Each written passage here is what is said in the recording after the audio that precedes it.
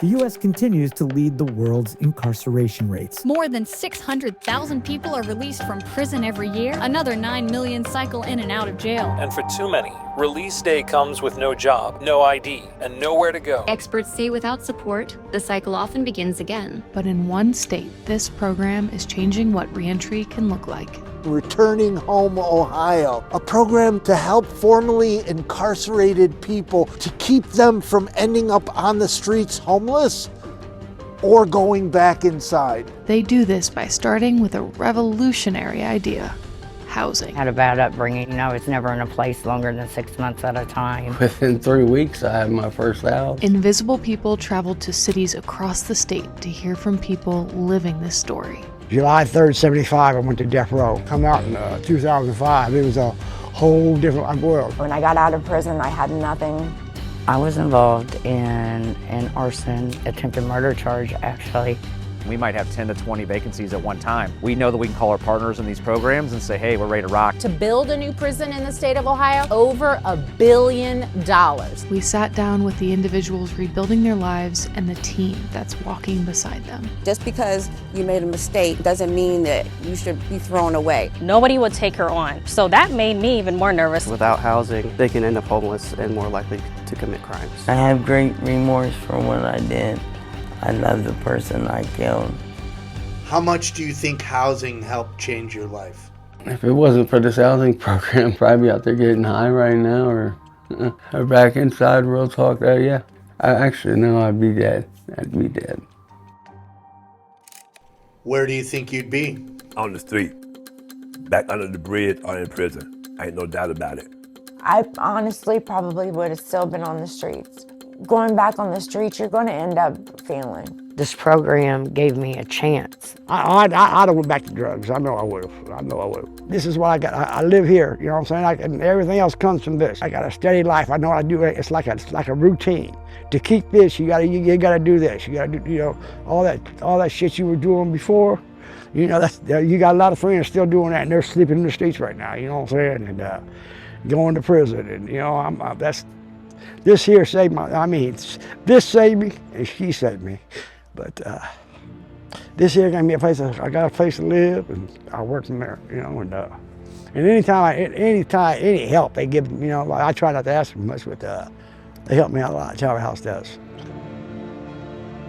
Supportive housing is a non-time limited housing for individuals who can't afford housing on their own, but then it's services that helps them maintain housing. And services are vast and different and individualized based on the person's needs and strengths and goals and values. It could be counseling, it could be groups, it could be AA, NA, but it could also be things like life skills or cooking or cleaning, anything that will help them be successful in their community. In 2006, I made a real poor choice when I was 16 and got behind the wheel of a car when I was drinking. But there was 4 of us in the car that night. Jesse's not with us no more, but she was a quadriplegic for 15 years. Over a choice that I made, I got hit with 17 indictments. Did some time over that, but that's where it really all started at, because I never found self-forgiveness. Probably got about 5 years in altogether. Just 6 months here, 6 months there, 3 months, 2 months, 1 month. I did 2 years for burglary.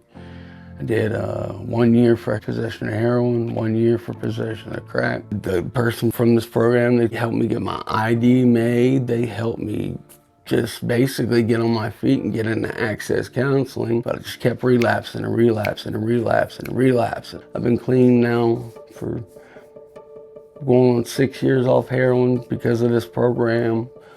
2 years meth-free. They do checkups on me every 2 weeks, which is pretty cool and keeps me in line. He gave me a house and gave me 3 shots at it.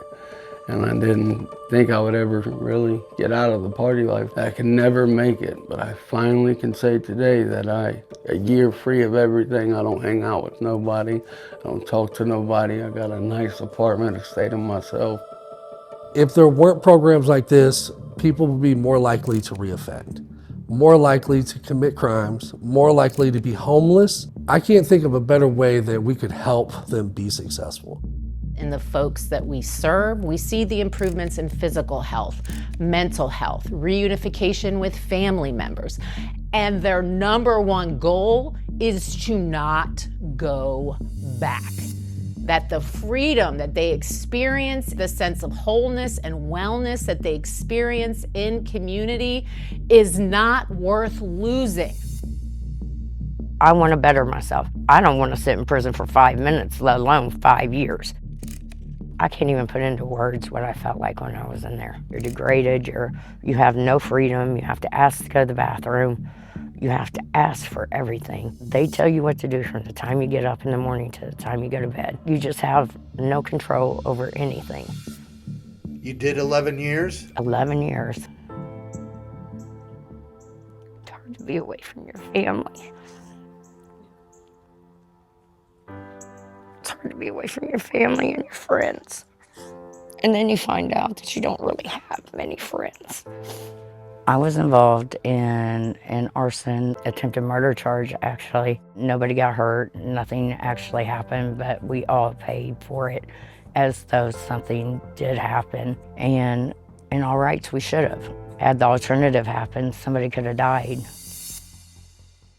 Me taking on a chance of bringing on somebody that has an arson charge, I haven't had anyone that had such a history, and nobody would take her on. That made me even more nervous. Like, well, why isn't anyone else, like, you know, considering her? But I did take that chance. Well, isn't it a risk for any time you rent to somebody? It sure is. I want to say with this, at least you know that you have somebody that is interviewing these tenants before you even got to interview them. It's kind of like having a management company. It is. It's a built-in management company. You don't have to pay for it. Taking a percentage. They're not taking a percentage. They are definitely there to be that second set of eyes. I don't have to worry about rent being late. If, you know, we're going to be honest here. You have to have a heart to want to help people out. I want to say that for sure. You just got to get comfortable and build that relationship up. Just because they had a past 10, 15 years ago does not make them who they are today. Right now I'm helping take care of my mom. I've been in college for a year. When I went in, a lot of things changed in 11 years. But I'm building relationships back. When Faith Mission stepped in and helped me get a home, it was such a relief. It was such a blessing for someone to treat you normal. But stories like this don't happen by accident. It takes trust and persistence working behind the scenes. A lot of advocacy goes into recruiting landlords, making sure that they understand who they're serving, helping clients learn how to tell their story. And once we get a landlord, they're the best recruitment for other landlords. There's so many homes out there. There's so many vacant properties in our cities that if more of us would just have a plan in place for repairing that and being able to fill it quick, it would happen a lot more often. But oftentimes people are afraid to take on big projects or big rehabs because they're not sure how they're going to get tenants in. And with programs like this, we know the end result is going to be a beautiful property that we can also fill with tenants and have a team that we can count on. We all have neighbors that have been incarcerated, and you likely just don't know it. The beauty of a scattered site model is we're not talking about building a new building. You build the relationship with the landlord and you move somebody in. There is eligibility criteria, but within that, we don't exclude people. You have to have a severe and persistent mental illness. So if you are someone that has a sex offense or an arson, or if you've been in prison for murder for many, many years, no one is excluded. Everyone has the opportunity to get housing. I was living with my girlfriend. We had been together for 10 years. I started hearing voices and stuff about 4 months before I actually ended up in a mental hospital. My family had me committed to a private mental hospital, and then I went to a state facility. They kept me 7 days, and I was released from there. 9 days later, I killed my lover of 10 years. And I have great remorse for what I did. I love the person I killed. Heather did not get help through the mental health system. She did have a mental health crisis and was in the system, and she was failed by the system. Unfortunately, it was only after she got to prison that she was able to get help for her mental illness. This is my nighttime, this is my daytime, and this is my evening. I just turned 27 5 days before the crime, and I believe I was 54, 55 when I got out of prison. Almost 28 years. Over half my life. Prison was life-changing for me. I went to my mental health appointments. I take my medicine as prescribed, and I'll take it the rest of my life. It's like I'm normal again. You don't know what it's like to lose your mind. Once I got put on the medicine and stuff, then bits and pieces started coming back to me. I don't know, mental illness needs to be taken very seriously. So when you have somebody who has a criminal background who also has a mental health disability, you have two barriers. And then you have us who is able to help them navigate. We come with that person. Anybody off the street coming in to sign a lease might also suffer from a mental health disability and a background, but not have us behind them. And I have to evict more people from our market rent pool than I do those that I bring in with subsidies. And I think there's a very real reason for that. The large majority of these individuals that we bring in that become clients and tenants of ours, they've been without. They haven't been living in a place for a while usually. They want to be successful most of the time, and they take a lot more pride in keeping that place. They don't want to lose it. They've worked hard to get there, and it doesn't always work out, but in most cases, they don't want to lose that. So they take more effort and care to follow the rules and try to get back on their feet and get back into society. And that's really what we find with most of the tenants that come from these pools. We did wonder, though, who's paying for these subsidies, and is it the smartest path forward?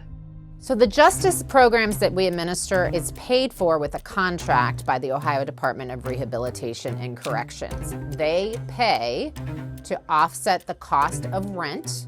The tenants contribute 30% of their income to housing. The contract with ODRC also pays for the critical supportive services, which is the secret sauce in assuring that folks have what they need to not return to prison.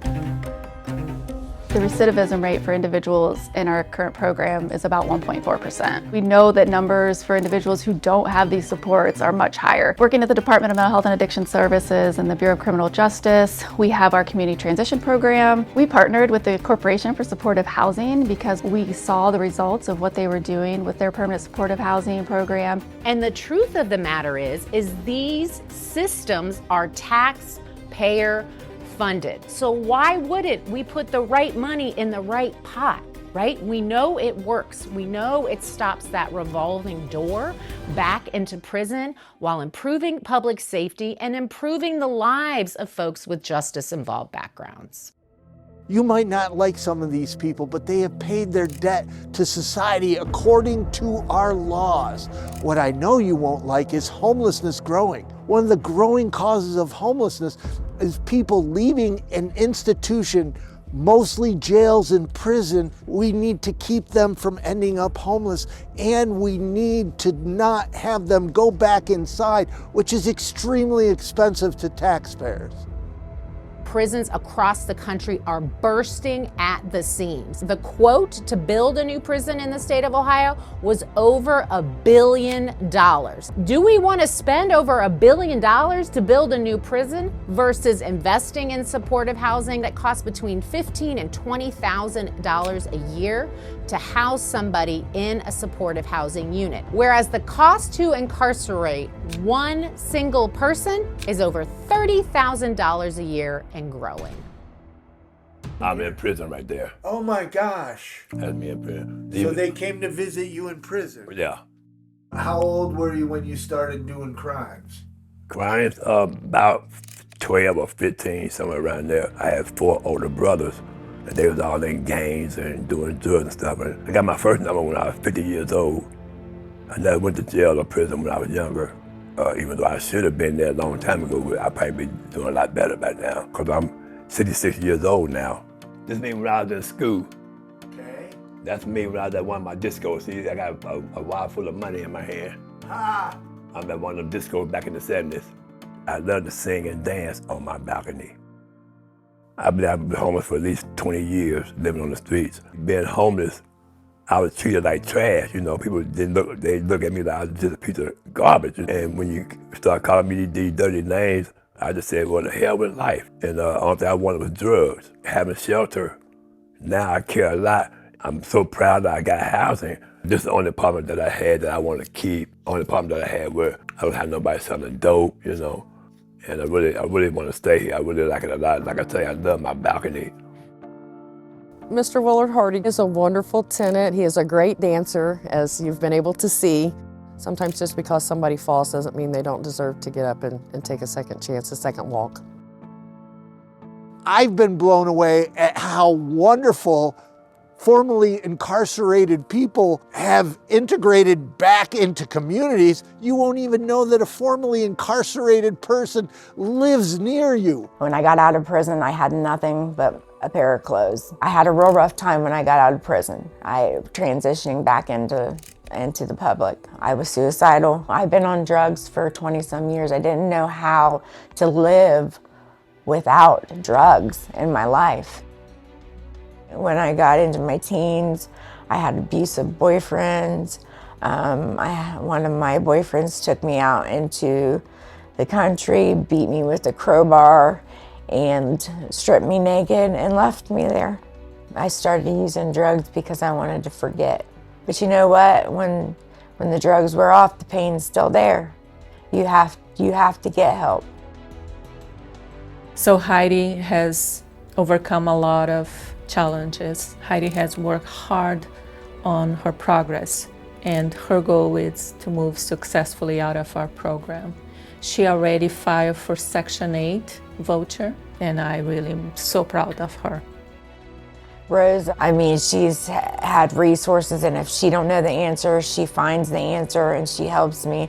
I don't know what I'd have done without them. They have been so wonderful to me. The housing is the main thing. The housing, it gives you stability, peace of mind. I've been sober for 2.5 years. I'm living, not existing. I'm finally living my life, and it feels so great without drugs. I know how to deal with things now.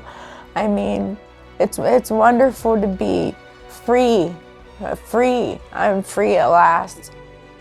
I'm going to DeVry University for medical coding and billing, and it's rough. I haven't been in school for 30-some years. I never thought that I would be doing this at the age of 46. I have 2 job offers already. I had nothing. I went from being homeless and using drugs every day of my life to this. It's freedom.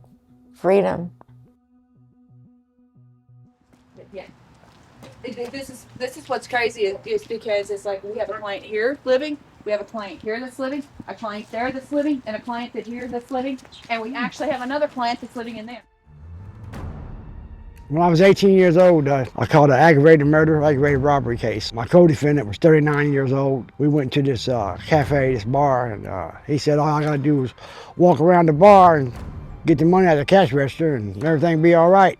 So he'll have the gun, he'll hold it, and there won't nobody do nothing. The guy rushed him with the shotgun, and the gun went off and it killed him. And so they sentenced me to die, and July 3rd, 75, I went to death row. I did 30 years. I went in at 18, I was like 49 when I came out, and I guess I wasn't ready to be 49 at the time. You know, I'm still 18, 19 in my brain, you know, and I didn't do the right thing. I was out there 6 years and became a heroin addict, and went back to prison for possession of heroin, and I did 10 years on it. And I kind of looked back at my life, I said, man, you just did 30 years.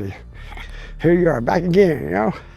And so I thought about it and got in the drug program, and they got me in this Copper House thing, and so here I am right now, you know? I did 40 altogether. I'm 68 years old. I've been out now almost 4 years. So you're sober now? Oh, yes. About 14, 15 years. This is the best housing I've ever had in my life. And I'm not saying I deserve it, but I'll tell you, it's needed. You know, I'm paying bills now.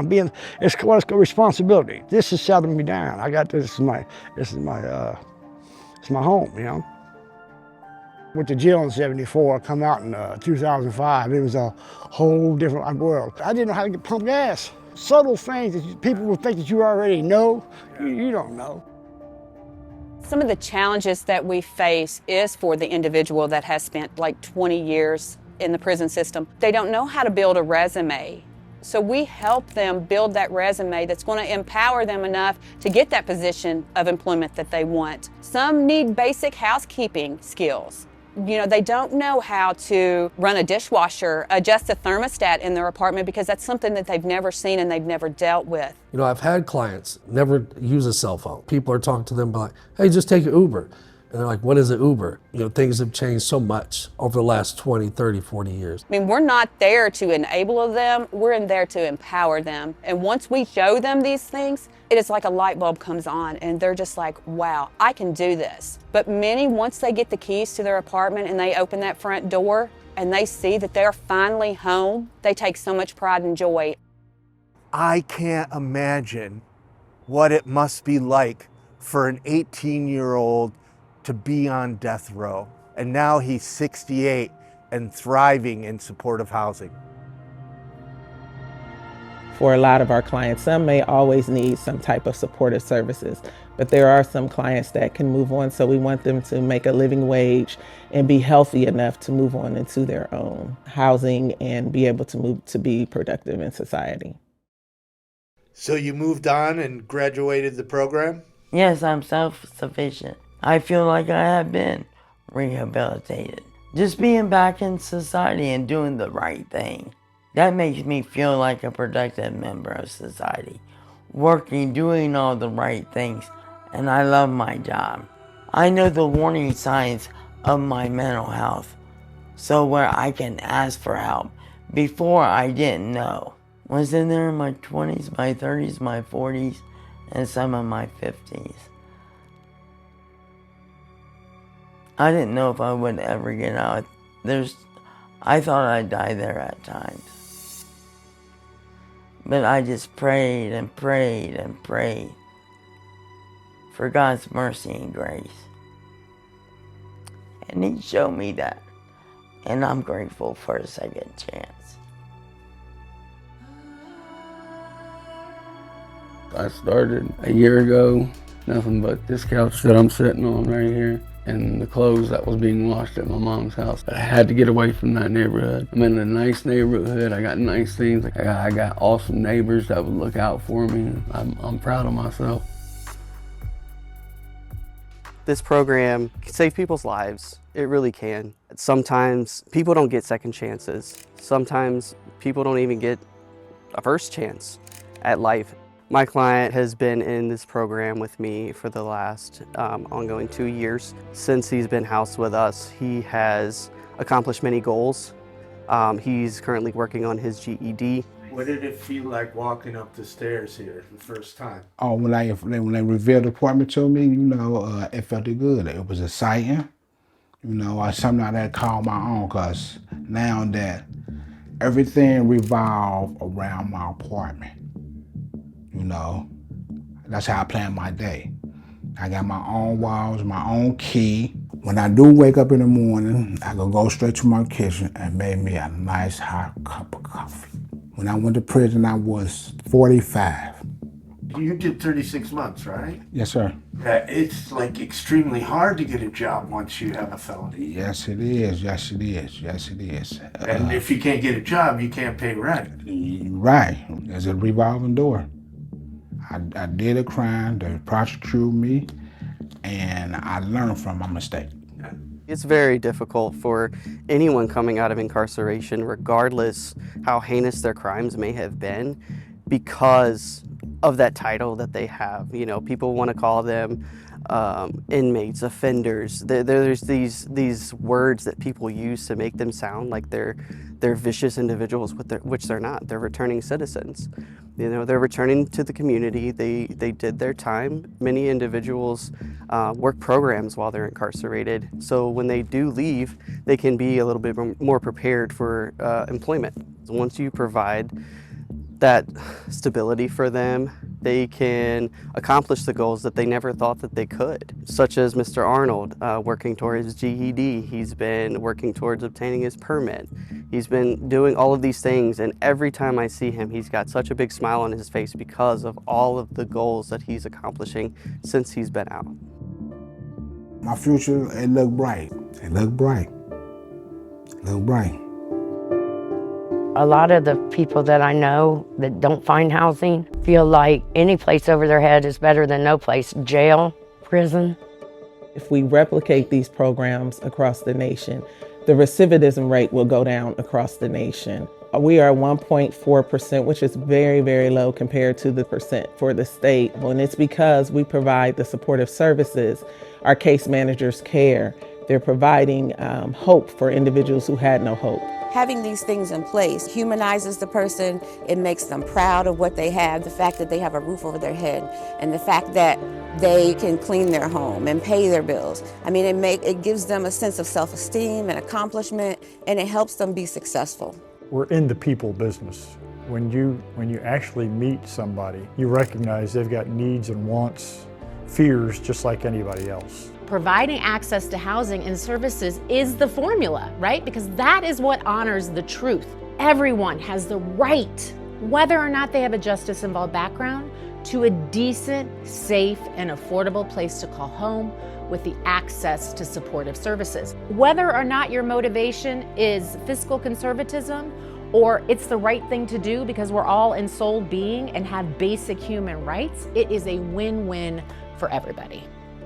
In this country, which is one of the richest countries in the world, there should be no homeless.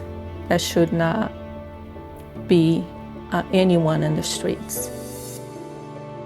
I know you're saying, well, I don't want criminals living near me.